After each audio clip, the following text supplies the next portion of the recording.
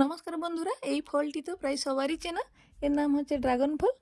এই নিয়ে আমার বাড়িতে তৃতীয়বার ড্রাগন ফল এলো। দুবার মতন ড্রাগন ফলকে এইভাবে কেটে খাওয়া হয়ে গেছিলো। তাই আজকে ভাবলাম কিছু নতুন ট্রাই করা যাক। তাই ভালো করে ড্রাগন ফলকে ধুয়ে ছোট ছোট করে কেটে নিলাম। এবার দিয়ে দিলাম মিক্সিতে। আর এতে দিলাম আগে থেকে ফুটিয়ে ঘন করে রাখা দুধ। আর এতে দিচ্ছি হানি। হানি না থাকলে এতে চিনিও দিতে পারে, হানির বদলে চিনি দিলেও টেস্ট ভালো হবে। এবার মিক্সিকে 2 মিনিটের মতন চালিয়ে নিলেই রেডি হয়ে যাবে ড্রাগন ফ্রুট মিল্ক শেক। দেখতে যতটা দারুণ হয়েছে, সত্যি বলছি খেতে আরও দারুণ হয়েছে। একবার এইভাবে বানিয়ে দেখুন, বারবার বানাতে ইচ্ছে করবে। বাড়ির সকলে বা আত্মীয় স্বজনকে এই super tasty dragon fruit milk shake বানিয়ে খাওয়ান, আশা করি ভালো লাগবে। এইভাবে নতুন নতুন রেসিপি দেখার জন্য আমার চ্যানেলটিকে লাইক এবং সাবস্ক্রাইব করবেন। আর পাশে থাকা বেল আইকনটিকে অবশ্যই ক্লিক করবেন। দেখা হচ্ছে পরের ভিডিওতে।